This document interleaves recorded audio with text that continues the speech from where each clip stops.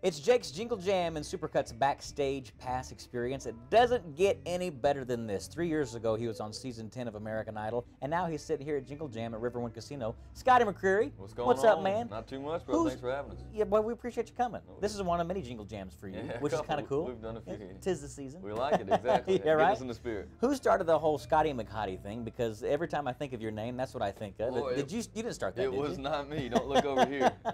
Yeah, I got no idea.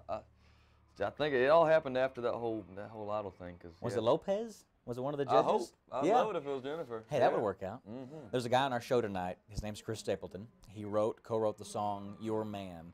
Have you ever talked to him or ever thought, you know what? Had it not been for that tune, not like it wasn't just that song, there might not be a singing career. I definitely attribute a lot of what's going on with me to that song. Yeah. So thanks, Chris. Exactly. You know what I mean? So that song was a big one for me right off the bat, and I sang it a bunch, and it got me there, though, so it's all good. Well, after the fact, or was it before the fact you sang that song a bunch, Your Man? Well, I sang it right off the gate from the auditions, and the song initially, I was telling a friend earlier today, it wasn't cleared for the TV show, and I told them, I don't care, I'm singing this song. So it wasn't one of They the must have called Chris and said, please clear it, and they said, all right. Let us have the rights for a little bit. That's funny, because American Idol, they have a list of songs. That's kind of an okay thing to sing, and you just went with that one anyway. Yeah. What was an alternative song, just in case? I'm sure you almost had one. Oh, my goodness. I think Boot Scootin' Boogie was one. Yeah. But I don't know, Your Man was just kind of, it felt right. It was the one. Well, they had you sing another one. What is it, Tracy, or which? No, that was Travis Tritt. The Put Travis Some Drive Tritt in too. Your Country. Yeah, So, kind of to keep it going. Were you nervous that day? You better believe it. Yeah, it's not every day, especially out of nowhere, that you're in front of Jennifer Lopez, Steven Tyler, and Randy Jackson. Yeah.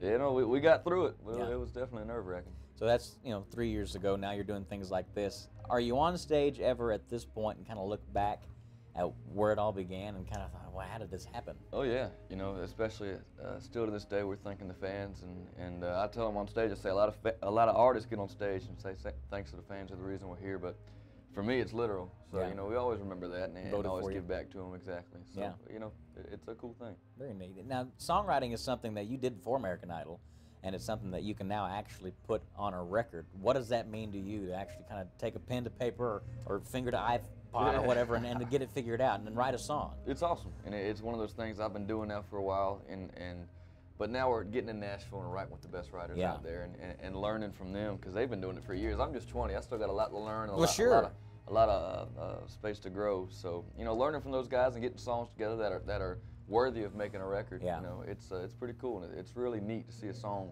come about, and it's a piece of art. What's been something writing with the veterans of the business that you find surprising and think, my gosh, that just must be experience that taught you that? Is there anything that kind of came about writing with those guys? You know, a lot of those guys, they can look at other folks' experiences or kind of reaching their imagination. I was always a real life thing. If something happened to me, then I'm writing about it.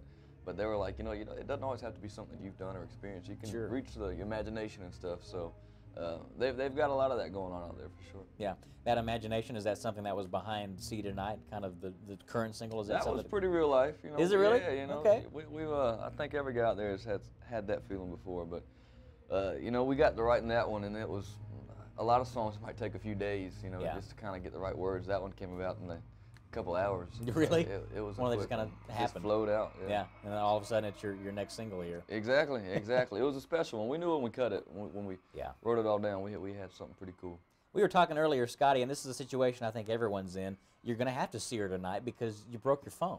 Did you get that fixed? Oh, I have not got it fixed. It is not dead. The battery's not dead. I just legitimately broke it, so I have to go see. Living without a phone is stressful. Isn't it weird? I mean, for at least guys in our generation, it's like that is a part of our limb. It is weird, yeah, for sure. So I hope I get that fixed soon.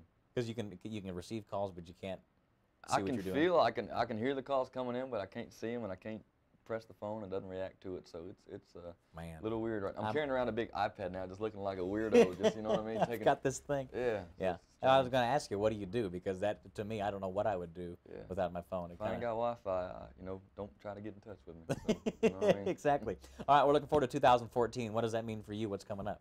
You know, we're promoting the record. We had the record out, See You Tonight, the title track of the record, you know, in October. So now we'll be hitting the road touring with that. And, you know, radio will be a big focus for us in 2014. This single's approaching top 20 and hopefully, you know, a lot further on than that. and you know, we'll have some more singles out there between that. But 2014 is shaping up to be a pretty big year for us. Cool, man. Running into that 4th year of being a country artist. I know. Congratulations, it seems like man. yesterday, man. Thank you. Isn't that cool?